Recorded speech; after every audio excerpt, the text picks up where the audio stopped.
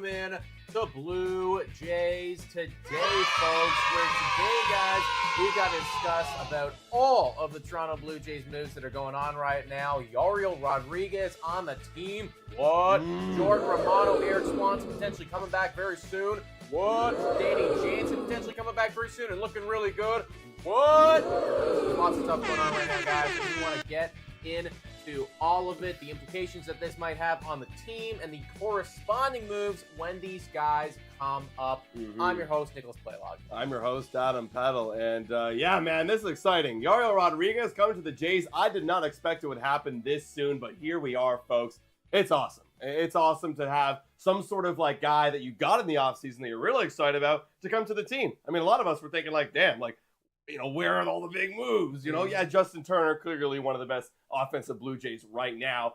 But then you got, Yariel Rodriguez coming up. And maybe he's got something in the tank to potentially be one of the best players for the Toronto Blue Jays. Well, he's definitely got a whole lot of potential, guys. So without further ado, let's get straight into him, what he could potentially bring. Shout out to John Morosi here, who broke the news. Well, actually, it was Francis Romero that broke the news. But John's a John. We all know John. You know, yeah, staple. Exactly. So Yariel Rodriguez, he is going to be called up to the Toronto Blue Jays this weekend. Saturday is going to be the day, everybody. And in the minor leagues so far, he's only had 2 starts, but he's been very, very efficient. Yeah. 6.1 innings he has pitched. 10 strikeouts the guy's racked up. So, like, he's just been dicing the guys down there in AAA Buffalo. And no earned runs. So he's looking really good. In spring training, he pitched in 2 outings. He did give up, I think it was 2 runs there, but only over 5 innings. So far in his short stint with the Toronto Blue Jays, like, he's been nice, and it looks like he's ready to take the next step, go to the MLB. It's exciting, man, because as you guys know, and as you know for sure, this was, for me, the best offseason signing. Yes, it was the one that I thought had the highest ceiling. It's the one that I thought just could contribute the most to this team overall. Yeah, this could be really big for the Jays. I think overall, just to also expand on that, I think you're meaning like, you know, in the future too, right? Of course. Because I think this season you could really make an argument, well, Justin Turner could be like a really great asset for us. You know, great offseason signing, right? Because maybe Yariel Rodriguez, we were going to slowly ease him into the big leagues. That's why I'm shocked that we're seeing him already in week 2 coming up to the big league level. But hey, I mean, it's warranted right now, right? You're looking over at that 5th spot in the rotation, Bowden Francis, and we obviously know he's gone off to some rough starts. I'm not totally off the Bowden train already. I mean, I said this guy was going to be top 10 in Cy Young for crying out loud. Say that. I did say that. Probably not going to happen anymore unless it goes on an immaculate run. But you're seeing some help that we're needing the Toronto Blue Jays from their minor league system because the bullpen's getting in rough shape. You know, we're losing innings out of that 5th spot. So bring up Yariel Rodriguez, who's already looking good. Look like he hasn't missed a single beat, right? Like you said. This could be an absolute great move for the Blue Jays. And maybe it is going to happen this season, right? I was kind of counting it out that this season wouldn't be the season that he'd come up and be dominant, but maybe it is. We got to wait and see. Well, okay. Look, I'm pretty sure we both agree that he was going to come up to the show eventually in this but year. Not this early. Not this early. And then also, too, what is the role that he's going to play? And this is something that we're going to need to wait and find out, guys. As of right now, the last time that he pitched was on Sunday. It was the 7th. So it's actually lining up very beautifully for Yariel Rodriguez to get some work this weekend. And I love the shout to Bowden Francis right there. Yes. Obviously, we were all high on Bowden walking into the season. We're not ready to jump off the Bowden train just yet. But so far, undeniably, the guy hasn't been the best. He's gotten roughed up by Houston. He's gotten roughed up by the Yankees. 2 very tough lineups. Maybe he faces or does better, against the Colorado Rockies. Clearly, there's a tier difference there between Houston and Yankees and Colorado. So maybe there's a little bit of that element. And maybe, too, this is going to be the first time he's pitching at home. So potentially he does better there.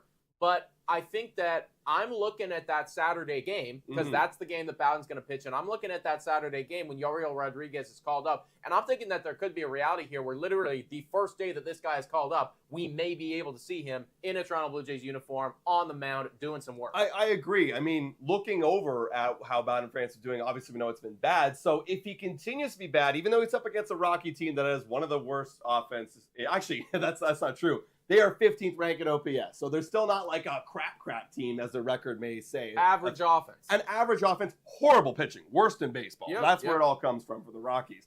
an average offense. So if he's still struggling against an average offense, I think what you do is John Schneider, you get ready to deploy Yariel Rodriguez to come in after Bowden Francis. Maybe one time, maybe two times through the order Bowden goes. Then you bring in Yariel to give you some length out of that bullpen. You got Kevin Gausman tonight, in the compared to the Saturday game. That'll be the night before. Maybe Kevin Gausman doesn't give you the innings that you need still, right? Maybe he's still working himself up. We haven't seen him go 5 innings yet, right? So maybe you use the bullpen a little bit there. You need Yariel to give that bullpen a little bit of a breathing room just to bridge over to when you get Jordan Romano and Erik Swanson back. So maybe this is a good idea where you line up those two guys to some sort of back-to-back role, opener kind of role, tandem start. Yeah, I kind of like the idea of tag teaming it, where it's like Bowden Francis, I do anticipate he's still going to start on Saturday. They're not going to take him out right now. I'd be shocked if they did. I would be shocked too. But I do anticipate he's going to start. However, I think that getting that tag team action going with him and with Rodriguez, that just makes a lot of sense. If Bowden wants to go through the lineup one time, 1.5 times, whatever it may be, and then you bring Yariel Rodriguez in, maybe you bring him in the 4th or something like that. He gets a couple innings of work, carries you over. Now it's the 7th inning. You got a little bit of a lead, and now you can bring in the good bullpen guys. That works out beautifully. You don't have to use up too much of the arms because in that Seattle series, which we're going to break down very shortly, we were using up a lot of bullpen guys. There was some usage, and people were tired by the end of it. Yeah. So, we don't really want to be in that situation. So I love that idea of bringing in Yariel and then letting him tag team it with Bowden Francis, because right now Bowden Francis is just not a sure thing whatsoever. See, I want to jump off that too, because obviously, one day you want to have Yariel kind of taking over that starting pitching role. If Bowden continues to struggle, maybe this is how we run this a little bit. We do the Yariel, we do the Bowden, back to back. If Bowden continues to struggle, you maybe flip-flop it a little bit and you reverse the roles, because that's a no-brainer for me. If Yariel is in the second half of these outings, these tag team outings, and he's dominating and he's trying to survive as Bowden gives up still 3-4 earned runs, maybe we switch a little bit. Maybe Bowden's stuff plays better in the pen, right? Because he's got that good breaking ball and the fastball. 2 pitches, right? All his other pitches aren't really working that well for him. If he can just come out for 2 innings of relief, maybe 3, he's done it in the past, and just unload the tank, maybe that plays better out of the bullpen rather than a starting role. Well, I think it's all going to be a situational thing, right? I know that eventually they want Yariel Rodriguez to be a starter on this team. Now, I don't know if that's going to happen this year, that's going to happen next year, or whatever. It's all going to depend on what the team needs at the time and how he is doing. If you're finding, though, that Bowden is struggling and Yariel Rodriguez is doing exactly what he was doing in AAA Buffalo. He's striking people out. He's stranding runners. The whip is low. All of it looks good against MLB level hitters. Then absolutely, you flip-flop the roles. Now you give Yariel Rodriguez the start to get him, kind of dip his toes into it. You give him 4 innings of work, and then you bring Bowden in, and you kind of let that ride and see how that does. And I guess how they're running this right now, because it was all about building him up. They wanted to build him up. It feels like they were looking at his outings in Buffalo, said, hey, you're really good at baseball, dude. You're better than these guys. Let's move you over to the MLB. We'll continue building you up, but we'll do it here. Because we have the luxury of doing so, because we also have Bowden Francis. And I think they were also looking at Bowden Francis and saying, well, he's not doing so good. Right. Maybe he could use a little bit of help. So it feels like they're still building him up. He's not ready to go 100 pitches yet, I don't think. No, he's not. But they're just doing it at the MLB level, which is kind of interesting. You don't see that very often, but that says to me they're pretty high on this guy. Yeah, it's a pretty special role. I really do think that 5th spot right now is going to be, that tag team tandem for the time being. Real quick, shout out to Fatty McBeans, who just had the super chat donation of $6.99. Nice. He says, I think his first appearance might be rough, but he will settle in, not dissimilar to Yamamoto. Any updates on Votto? Okay, lots of good stuff there. Look, if he gets beat up in his first outing, welcome to the big leagues. We'll give you another. Your leash is still long. We got you for 4 years. Yep. But I am kind of high. The way he dominated in AAA. I know AAA is different than that, but the way he dominated, commanded his stuff, it was it was a presence on the mound, right? So I am a little bit higher, especially if he comes out of the pen. I think it's going to shock a lot of people. 100%, dude. As far as Votto goes, nothing right now. From what I've heard, nothing. apparently he's just like slowly working himself back to where he could potentially come to the MLB. So we're going to be riding with Danny Burgers for a little while longer. That's another thing, too, not to derail the conversation of this video, but yeah, like Danny Burgers isn't really getting much playing time. He isn't, dude. Right? Because there's no clear path for Danny Burgers to get in the lineup. Well, it's also, and I mean, I guess this is the good problem to have for the Toronto Blue Jays. You have a lot of guys right now, your depth pieces, who are doing well. And I made a whole video about this yesterday, guys. Go check it out if you haven't already done so. But I was effectively talking about how the Toronto Blue Jays, it almost feels like they're flipped right now, where the guys that you expected to do well, the guys that, you're supposed to be building off of, you're supposed to have the foundation, Bo Bichette, Vladimir Guerrero Jr., George Springer, Alejandro Kirk, like those guys, that's your core. They're not doing well at all. Hashtag to the core. Yeah, exactly. Yeah, they're to the core, right? But seriously, they are, like going straight to the bench every single at bat because they're striking out and they're popping up and whatever, right? They're not doing very well at all. But you have all these depth guys: Ernie Clement, Davis Schneider, Isaiah Kiner-Falefa. No. Yeah, like literally all of these. Depth and bench dudes, they're doing well right now. Danny Burgers, right? All of these guys are putting up. So, yeah, it's tough for Danny Burgers because it feels like majority of the bottom of the lineup and these guys that you didn't really expect, they're doing well. They're deserving playing time. So, it's not like you can have Ernie Clement and David Schneider and Danny Burgers all in the lineup at one time because you still got to give the big boys a chance. So it's an interesting situation. And trying to put that like bench for whether it be Votto, whether it be Danny Burgers getting in the lineup, to put him in, you essentially have to give up a little something. Okay, you either have to not play Justin Turner, you're not going to do that. Okay, let's move him over to third base. Okay, now you got to give up Isaiah Kiner-Falefa or Ernie Clement. Okay, you got to give up a little bit there. Oh, and now Justin Turner's defense not as good as IKF, which we're going to see later in this video. His defense is phenomenal so far. Yeah, it is. But you're giving up a lot already just for the bat of Danny Burgers, and it just doesn't feel like it's that of a need where other needs are much more higher priority. Like those guys are hot, like you're saying, and they're playing good defense. So why are we giving that up right now? Really, the Toronto Blue Jays, like I'm finding they're in a situation where they just need their big guys to do better. Because think about it: if Vladimir Guerrero Jr. and Bo Bichette and George Springer, if they all had, like a low 800 OPS right now. And we're doing like what they should be, because that's what they should be doing, right? That's like all their career averages. If they were doing their career average right now, then this offense automatically goes from being a below average unit to one of the best in baseball, because now you're looking at the Justin Turner and the IKF and the Ernie Clement and the David Schneider, and you're looking at them as the complementary pieces.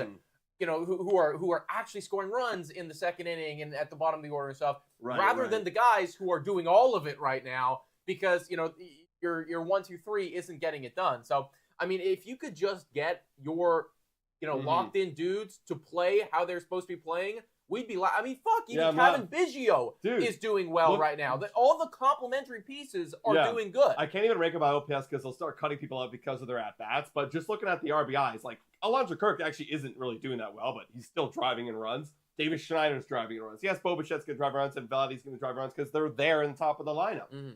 And then you've got, Kevin Biggio, Ernie Clement. Two RBIs. But, like, they're doing it, right? They're doing enough, and I love it, man. I mean, we got to get everything clicking for this team to really take off. I don't know how we are in this position of 6 and 7.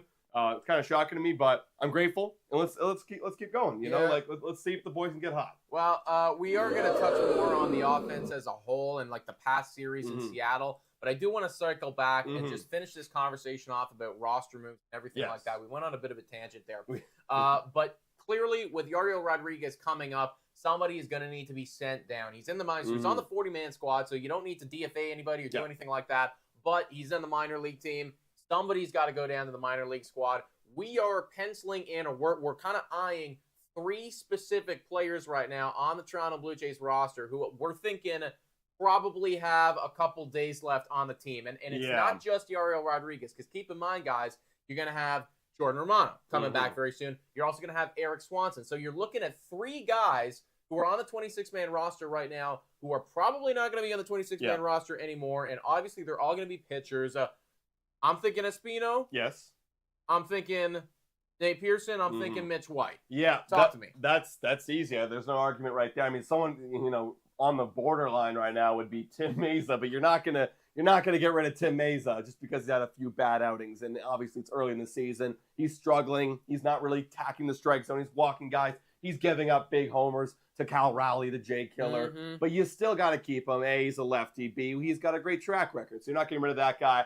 It's clear. Mitch White was brought up as a temporary piece. He's got no options left. So you actually have to DFA Mitch White to get off the roster. That's going to clear some space for you if you want to make some other kind of moves.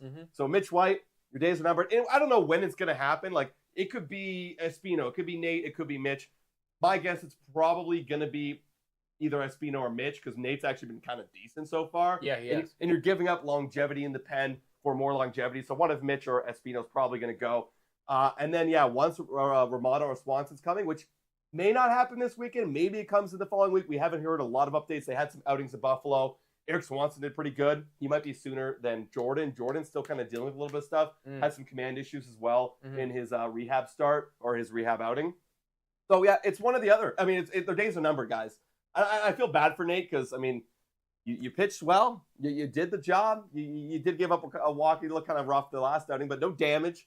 But it is what it is. I mean, he'll get his chance eventually. He's got some options left. So, it is what it is, bro. Well, is there any reality where somehow, let's just say, for instance, Jordan Romano takes another week or something like that. Like, it takes a little bit longer, and Nate Pearson gets 2 or 3 more outings out of the pen. Yeah. He's still perfect. Now you're looking at a body of work where Nate Pearson's almost at 10 innings pitched, and he hasn't let up a run or something. I'm painting a scenario right now. I'm not saying it's going to happen. Is there any way where Nate Pearson can play himself into staying on the team? Oh, I really don't think so. I mean, because that means you're saying who else you're going to give up, right? Who else are you going to send down? That's what I mean, really, if that's the situation, I think that there's a couple options here, and I don't think the Jays management would like any of them, but you'd be looking at Tim Meza if he's still really struggling, which just feels like something they're not going to do because this guy was phenomenal last year, and they don't want to give up on him unless they find that there is actually something like mechanically wrong with him and he needs work. Well, I mean, he is 2 miles per hour down on his fastball. I mean, what if he's hurt? What if he goes on a phantom IL? Well, that's phantom IL. That is possible, Rit. I think that there could be something there. I also think too, and I don't think that this is going to happen. But if Nate Pearson is perfect, and Yariel Rodriguez comes up and he looks good this Saturday, and he looks good in a couple outings, and Bowden Francis is still not doing it, he's getting blown up. I don't know. Is there any reality where, I mean, you just want to keep the best players on your team right now? I think most likely they try him out of the pen. I think they like him too much. I think they try him out of the pen because, again, in the past, out of the pen was dominant. Right. And we were going basing everything, all my predictions, off of what he did out of the bullpen, not about the starting role. Maybe he's more fit for that. You never know. I think they waste of time. I think the obvious decision right now, you cut Mitch White. His days were numbered anyways. Espino, you get rid of him. And at least you got options left with Nate Pearson. So it's not like you're getting rid of him. You're not cutting ties completely. I think that's the safe move to do early on in the season. You don't really want to shake up too many things this early on in middle of April. Fair enough, man. Fair enough. So Nate Pearson probably doesn't even have an opportunity, even though he has been literally perfect so far, which is too bad. But again, good problem to have, man. If he does get sent down and somebody does get injured, well, then he's right back up here, and maybe he can continue doing what he's doing. Shout out to Sophie real quick with a great question that we're going to get to shortly. We are going to get there, Sophie. We're going to talk about Kiermaier because that guy needs to have a conversation. But first things first, though, let's talk about dirty hands, everybody. Dirty hands, Jansen. They have been getting dirty, filthy even. I would argue the hands are getting filthy. Gross is a great term. Gross. During COVID times, I'd be like, dude, that's not right. That's not right. But now we're looking phenomenal. If you guys aren't familiar with what we're talking about, Danny Jansen, every time he gets up to the plate, dirties his hands.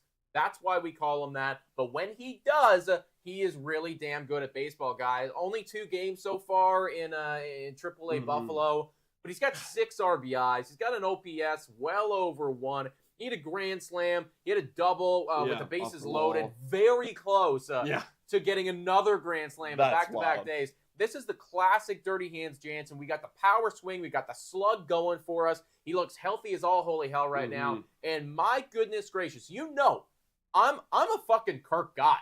I'm a Kirk guy. I'm an Alejandro Kirk believer. I love that dude. But my guy looks a little lost at the dish right now, and Dirty Hands coming back to the Toronto Blue Jays. This is going to be nice. Well, I was saying this, man. I was saying this a bunch on the live play-by-plays, and I'm still sticking with it. Like, he's caught so many effing games. Like, we don't see it because, we don't crouch, and catch games. But, like, there is an effect on your body. Like, hitting's all about the lower half. All about the lower half. And if all that crouching back, that's why catchers don't start every game, because it will affect your bat, it will affect your knees, it will affect your health. That's a lot of work for Alejandro Kirk. And I really do think going back to some regular rest, some off days, is going to help him. It's going to help him. He needs it. He hasn't been looking good, even though he's tied for first in RBIs on the team with Babe Schneider. It's still, I'd much rather get Danny Jansen back in the lineup. See what he can do. I don't know when. I want him up this weekend. I might even guess there's going to be 2 moves happening tomorrow. Yariel and Danny coming up to the team. That's going to be huge. At that point, Brian Servin would go. I feel like that's the most obvious thing. You got to get him to the team, especially with the offense not being so good. Let's put him in the middle lineup and see what he does. 100%, dude. And, I know that Alejandro Kirk tied for first on the Toronto Blue Jays in the RBIs. He's also tied for second in the MLB in grounded into double plays. So this guy's just hitting the ball on the ground, grounding into double plays. Look, I hate that I'm slandering this dude right now. I hate that I'm calling him out. He is literally my favorite player. I love him to death. And I do believe that he is going to turn it around, because I know that Alejandro Kirk has all the capabilities to do so. But right now, he is topping the baseball. He's hitting it all on the ground. And whenever Kirk hits anything on the ground, that is not going to be a base hit. He cannot leg it out. It's going to be a double play if there's somebody at first base. Alejandro has got to get his swing back. Bro, I've seen guys bobble the ball. Like, literally bobble it, and then they look up, they go, oh, it's Alejandro. And let's take our time. Boom. And they'll throw it over across the diamond. It's crazy. 100%, dude. So, Danny Jansen coming back, getting dirty with the Toronto Blue Jays. If he can look half as good as what he's looking right now in AAA Buffalo, we're going to be laughing. Quick shout out to 3 Point James here with the $2 donut saying, call up Addison Barnes. He's killing it in AAA. That's a Blue Jays Today guy. We fucking love him, everybody. He is doing very well. I would love to see Addison Barger on the team at some point. I would love it, but again, it comes down to the problem of where do you play this guy? You have so many of your guys doing well in his positioning. What do you do? I think you leave him there for now. I mean, it's not like there's a problem at third base or second base. Those are our leaders in OPS right now and RBI. So we got to chill right now. I love the excitement. Don't get me wrong. I love Addison Barger. Maybe later on this season. I could totally see. Again, we got to give it a bit more time here. But if people are, struggling or whatever the situation is midway through the year, and Addison Barger is killing it down there, bring up the prospect. I mean, who's putting in work for us right now? It's all these new Blue Jays who are coming up and doing IKF and Ernie and whatever, right? Bring them up. Honestly, it can't hurt you. I agree. Jared says, damn, we play you guys next series. Yes, you do, dude. Speaking of series, let's take a quick look back at what just transpired against the Seattle Mariners, everybody. Toronto Blue Jays win their first series. We were live for 2 games. The second one that we were live for, heartbreaker, everybody. Goes to extra innings. Mitch White gets blown up. Cal Raleigh is a J killer, and I hate him, and it's terrible. The reaction to that clip, it's on our Instagram and our TikTok. Go watch it, guys. It was heartbreaking.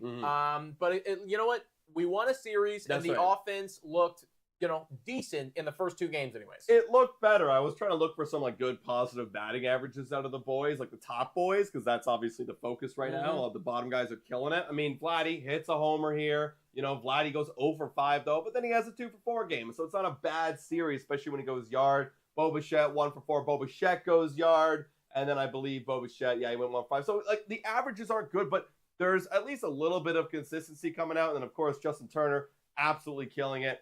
And going back to this whole, the Cal Raleigh thing, I got a little bit of flashbacks from Game 2 when he had Tim Mesa coming in and then giving up a homer. That was to Santana this time to Raleigh. I mean, it's tough, man. I kind of feel for Mesa right now, but he was put in that spot. He's supposed to be doing good. He's a reliable guy. It is what it is. But the good thing that you said right there is we won a series. We predicted that on the Blue Jays Today show. It didn't exactly go how we predicted in terms of the matchups, but we won. We got to move on. We got to take what we learned in this series and continue on, man. We learned a lot in this series, too. We learned who's doing good.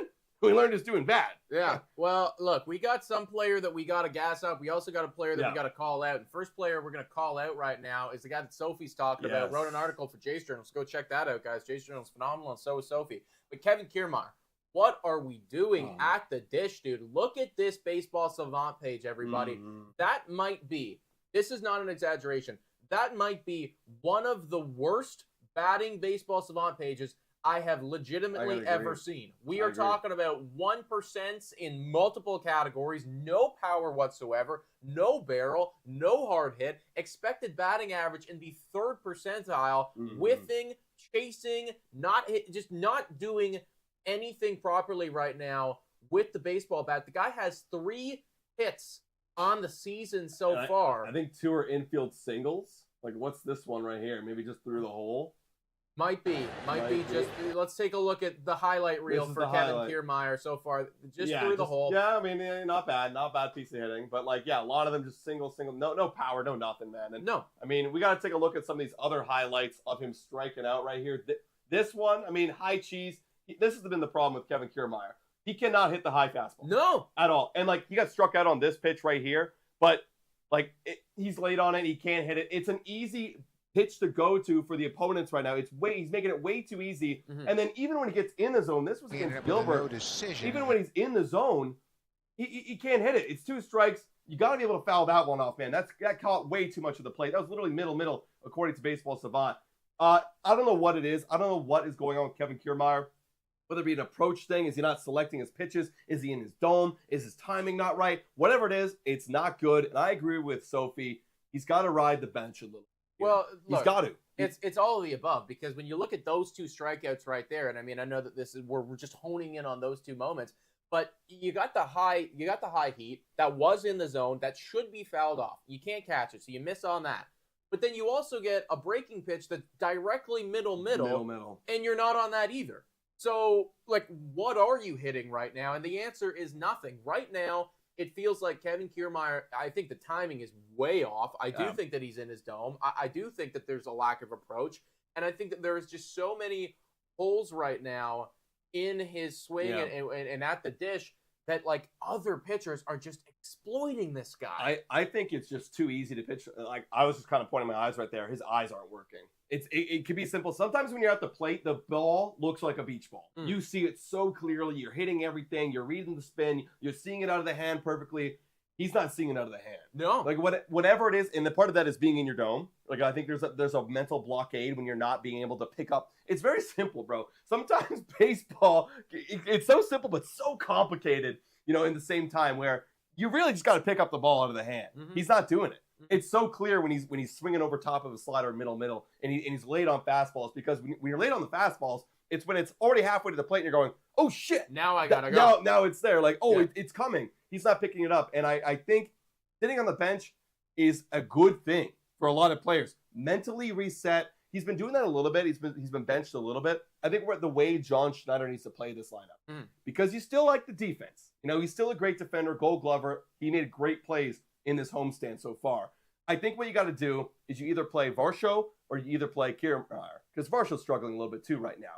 You play one of those guys in the outfield. You can't play both, because that opens up a spot for the offensive side of things, like, David Schneider to get an opportunity. I think you've got to roll that for a while until KK kind of figures himself out. Well, flashback over to the Baseball Savant. I mean, I know that we're being hard on the guy right now, but obviously, defensively speaking, like, we are looking at one of the best in the game, 98th percentile in fielding down there. Like, the guy's phenomenal. We were actually talking about this on the live stream the other day. It feels like, you're going 0 for 4. You're going to be 0 for 4, and he might strand some runners, but he's also going to, have one highlight play pretty much every single game. So that's the trade-off with Kiermaier. But I do think that you're fully onto something there, where the offense isn't at a place right now where you can have the luxury to get those. Right. If we were a top 5 offense, then I'm like, okay, you play Kiermaier and you play Varsho, because you get all of that defense, and all the other guys are picking up the slack. And it's okay if this guy strikes out at a high thing, because the other guys are going to pick up the slack. But he's not, and we don't have a top 5 offense right now. So while the offense is struggling as a whole, You've got to play into that. And you got to bring in other guys who are capable of getting it done. Dave Schneider is one of those guys right now that can swing the bat just a hell of a lot better than Kevin Kiermaier. He might even go yard on a couple swings, right? That's just something that's literally never going to happen from Kevin Kiermaier. I mean, at the ceiling of ceilings, you're getting a single through the gap. Yeah. We need we need David Schneider in the lineup. And then you have Varsho do the main defensive plays out there. You still got Springer out there who can make some highlight reel plays as well. That's good enough for me. And I think too, you could bring in, I said this on the live stream too, you could bring in Kevin Kiermaier 8th inning for David Schneider. If you're trying to lock down a game, bring in Kiermaier or Varsho, have the elite outfield defense. I'm cool with that. That makes a ton more sense to me. Exactly. You just cannot warrant having that bat in the lineup, right? No. Right now, with the way that the team is going, you cannot warrant having that bat in the lineup. All that being said, Adam's got to apologize here. That's right. Yeah, take off the glasses, make it genuine. Okay, there was so much hate about one of the other offseason signings for the Toronto Blue Jays. I mean, I'm guilty as well. I really am. Like, I know we're picking on you here, but like, I'm the most like loud about it. 100%. No, that's fair. But I also I certainly said a couple things as well. But Isaiah Kiner-Falefa, the $15 million man, he's doing pretty well right now, guys. Yeah, Isaiah, listen, I'm sorry for getting on your case. And I said it too. Hey, Isaiah, you come out, you swing, you get those base hits. I know you're not going to hit for a lot of power, but if you can have that high batting average, you can make some great defensive plays, I will take it. And if your WAR is around 2 at the end of the year, I'll be more than happy. So Isaiah, for right now, still week 2. You could easily fall off. Let's be real, Isaiah. You could easily fall off, but if you keep this up, if you keep up what you're doing, or even give me half of what you're doing, that's really good baseball. And I'm sorry, $7.5 million so far is looking like a steal because Isaiah Kiner-Falefa, his defense is off the charts. Look at that 97%. That's Kevin Kiermaier. Literally. That's Kevin Kiermaier out there. But the bat right here, I'm looking over here at the 313 batting average, right? The runs batted in doesn't matter here because he's batting so low in the order. 764 OPS. My God. I said if he gave me a 700, I'd be okay with that. It's early. It's only 36 at-bats. But if, I'm going to keep checking in with you all season, buddy. If you're at 100 at-bats, you're still doing this? Good job. 200 at-bats? My God. I'm starting to buy in a little bit. So I just wanted to acknowledge and say sorry for jumping off the train right away. I'm looking at you. I'm not on your train, but I'm looking at you, buddy, because I actually want to see your name in the lineup. But when I saw your name not in the lineup on Wednesday, I was actually kind of sad. I want to see. Well, look, this is one of the few guys who's actually doing it right now, guys. Yeah. And you can get on Guerrero and Bo and Springer and Kirk and all these guys. Isaiah Kiner-Falefa, when all of the big boys are struggling, he's batting .313. He's doing incredible defense. This is exactly what you wanted from IKF. And I do need to give a little bit of credit here to Ross Atkins. His offseason acquisitions, minus Kevin Kiermaier. But his offseason acquisitions in IKF and Justin Turner, you could argue that they're the 2 best players in the lineup. Like legitimately on the team right now, like they are heads and tails above everyone else. Like across the board, they're just doing it. So credit to Ross Atkins, because if we didn't have those guys right now, holy mother of God, we're like, 2 and 8 or whatever the math works out to be. Yeah, we're not in a good spot. But either way, IKF, a great start to the season. Obviously, he's got to follow this up, but this is exactly what I wanted to see from IKF. So we do need to give this guy a bit of a shout, because he is he's doing phenomenal. And yes, Sophie, exactly. IKF, I apologize. I wasn't familiar with the game. I wasn't. I really wasn't familiar with the game. I saw your under 700 career OPS and every season under 700 OPS, and I went, ooh. I went, ooh, and I saw the 0.1 WAR in like 100 and something games, and I went, what is that? I'm pretty sure IKF has the 2nd highest WAR on the team right now. Yes, he does. Fact check me on that, but I'm pretty sure that he is the 2nd highest WAR on the team right now. Obviously, it's got to, you got to stay there and everything like that. And things change. Like if he has a bad series or something, it's going to drop. But I think he's almost like at 0.6 or 0.7 WAR. Yeah, this isn't the whole team right here, but I just brought up his little baseball reference. Yeah, 0.6. I know Turner, I think, is over him, and then it's Jose Barrios, but. Yeah, I mean, dude's doing it right now. And that's phenomenal. Look at that. And I think I said, if you gave me over the course of your career at Toronto Blue Jays, if you gave me a 4 WAR, I'll be happy. Obviously, WAR fluctuates. Like if he has a bad streak of like a few weeks, this war will go down. Yeah. So it's going to fluctuate, but right now he's on a good pace. So shout out to you, IKF. Yeah, IKF, man. You are getting it done, and we appreciate what you are doing, guys. Let's give a quick shout out to the sponsor of this video, guys, before we break in to our next conversation.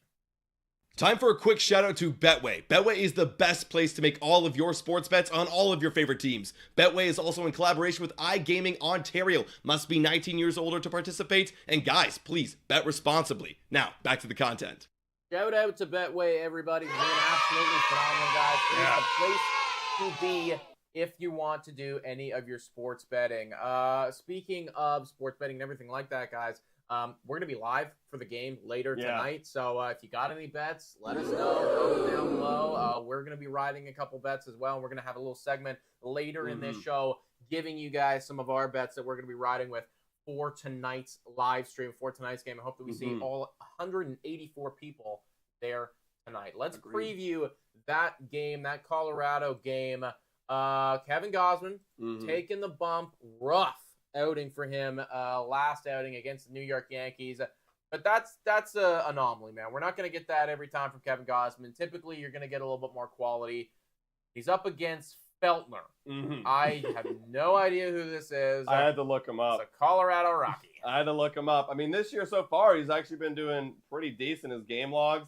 He got roughed up in his first start against Arizona. But, dude, Tampa Bay Rays, like, you'll see a common similarity here. Like, he was pretty good. Yeah. He was actually pretty good. You know, he pitched into the 6th. That's very good. It's 10 strikeouts. Okay. So he actually showed the heck up. So it's not like this guy can just walk, you know, he's a walkover guy. Oh, we can beat him up because he's Feltner and he's got a career this ERA. But keep an eye on him, 27 years old. Hey, we drafted him. So clearly the Blue Jays liked him in the 25th round. So there you go. 2015. Geez, this guy grinded to get to the majors. So maybe he's got a chip on his shoulder, you know? You never know. But looking at the matchup, it's Kevin Gausman on the mound against a Colorado Rocky offense that, like I said earlier, it's pretty middle of the pack. They're 15th in OPS right now, better than the Blue Jays that are 23rd. So it's not going to be a easy team. I mean, Yankees are tough, and so is the Tampa Bay Rays for Kevin Gausman, but this is definitely going to be his easiest lineup for sure. Yeah, this is the easiest one. And again, like, these are games that you should win, okay? Sure, they have the 15th ranked offense, but they're 3-10 right now. 3-10. They're on the road. They're in Rogerson. It's going to be Kevin Gausman's first game pitching at home. So obviously he's going to get a lot of love from the fans. It's a Friday night game, so I imagine there's going to be a lot of people there. Like, these are games that you got to win. When we predicted this whole homestand earlier in our Blue Jays Today show, we say that we take 2 off Seattle. And then we were looking to potentially sweep these Colorado Rockies. And I'm thinking, like, I'm not even content with only 2 wins. Like, that's the bare minimum. That's the bare minimum. That's the bare minimum. I'll be a little bit disappointed. You know, you got to make up ground, man. You got to make up ground with the series. Right? Like, you don't want to. If you get 2 wins, you're 500 after Colorado Rockies, man. Like, you only get a couple of these series a year where the worst team comes into your home ballpark, and really it is like your games for the taking. This is one of those ones that I just feel like we got to have here. And obviously I'm going to be riding with the Toronto Blue Jays in a bounce back from Kevin Gausman to get it done. Yo, I'm not even going to lie. I think this is going to be a close game. You know, on paper, you look, Feltner, who's this guy? Gausman, you know, obviously he's elite, but he's been roughed up. I think it's going to be a lot closer than we think. But I do think we're going to scrape home a W. Maybe it's a 4-1 W. I'd love to see it. I mean, Gausman's faced a lot of these Rockies in the past. You know, it's been a while, of course, but maybe they're a little bit familiar. So you never know. You never know what these Charlie guys. Blackmon puts in work against him. Decent sample size as well. Interesting to note there, guys. And, hey, Chris Bryant, 286 against him in his career. 7.5 at-bats. Definitely a couple of guys who have gotten to Kevin Gausman before. But, again, dude, like, I'm not going to be betting against Gauss after one bad start. No. I am very interested, though, and this is something to watch, guys. Look at the velocity. The whole conversation last start was, well, it's cold out and my velocity changes. Okay, I take your word for it, man. You're the ace on the Toronto Blue Jays. I'm going to believe what you say. But if you come out today, you know, in the dome and the velocity's not there, now I'm going to have a couple questions. I agree, man. Yeah, that's something to note for guys. Hopefully the dome's a little bit warmer than an ice cold Yankee Stadium. Let's move on to game 2, guys. We're both saying we win that one. Of course. Game one, we got to win. Now, what we talked about earlier in the show, Bowden Francis is going to get the start against Hudson, who's actually off to a good start right now.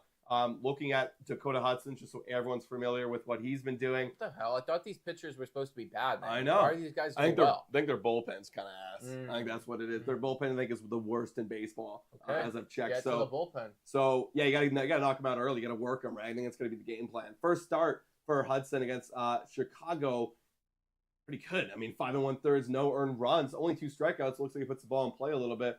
And then in Tampa Bay, they got to him a little bit, 3 earned runs, 6 innings, but he's giving you a little bit of length. So again, not going to be super easy, but you got to be able to beat up a guy. I mean, his career, he pitched for the St. Louis Cardinals through most of his career, and it's a pretty good ERA. So again, not a walkover dude by any standpoint, especially when you have Francis and maybe potentially Yariel Rodriguez backing it up. This is going to be a lot closer than we think, too. Well, listen, man. This is Bowden's time, okay? You better be, man. Look, we given you had 2 starts, and they were really tough, and I completely understand. Houston at Houston, that one's going to be a difficult one, and then obviously the Yankees are the Yankees right now. But this is one that you got to have. And I'm fully still on the Bowden hype train, and like I want us to watch this guy blossom and do well. Me too. And potentially be part of the rotation moving down the line, right? Maybe this could be a future guy for us. But this is one that you got to have. This is one of those ones where if you come out and you get blown up for 4, 5, 6 runs, well, now the conversation is real about, is Yariel going to take over? Is what's Alek Manoah looking like? If he is good enough or healthy enough, can he come up and take your spot, right? For Bowden's future on this team, I do think that this start is actually pretty important because the conversation is going to start about what's going to happen with him if he doesn't do well here. Yeah, because up to this point, you could be like, well, it was his first start against the Astros, and they're a good team. And then it's like, oh, the Yankees, he started off really good, and then he made one mistake pitch to Stanton. And okay, it's the 15th, middling team and 3-10 Rockies. You got to be able to There's give one your you got to team- have. You got to win it, man. So I mean, a lot of storylines here. This one's a lot closer.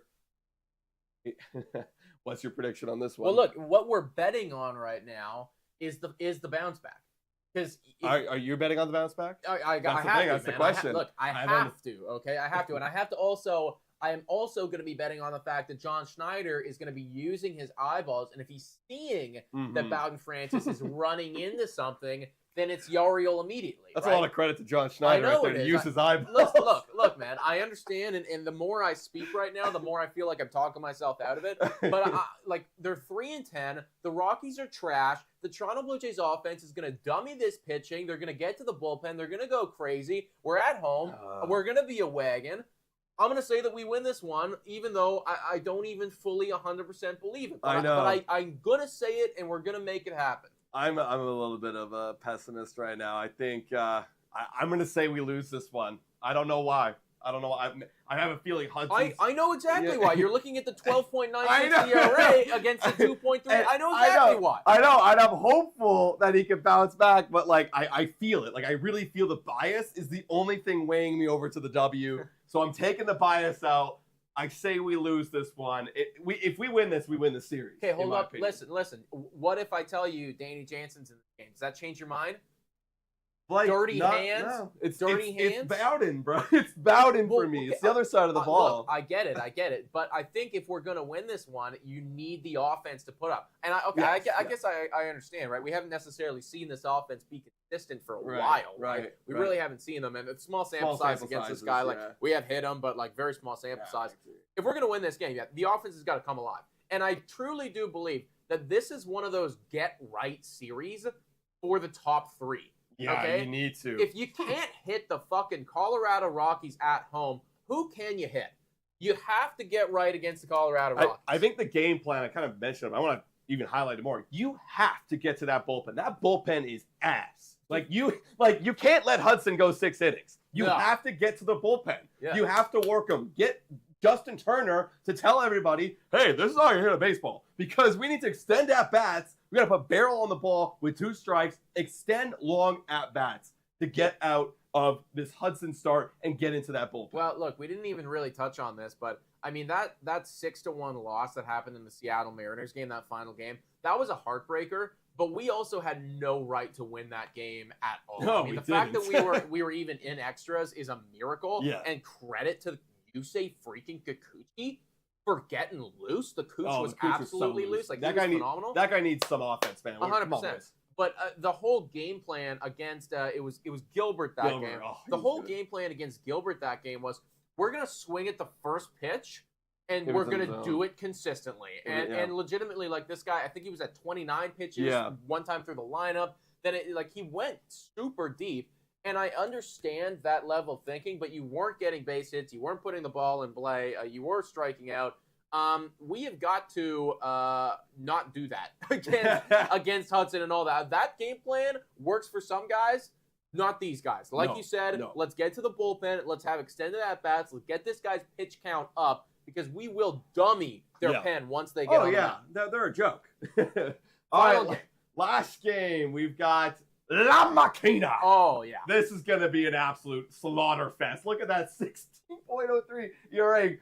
Kyle Freeland on the bump for the maybe rubber match, maybe sweep for the Blue Jays. Hopefully we're not avoiding a sweep.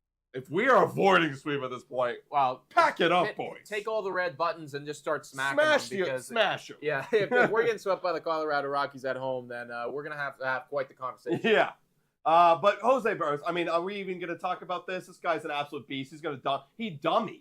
He's been absolutely dummying teams so far. I mean, you beat the Seattle Mariners. Yeah, they're not that good of a team. You should be beating them, right? But then the other teams, they have very hard lineups, and he's done very well. You know, Houston Astros and the Tampa Bay Rays. So you got to continue this hot stretch.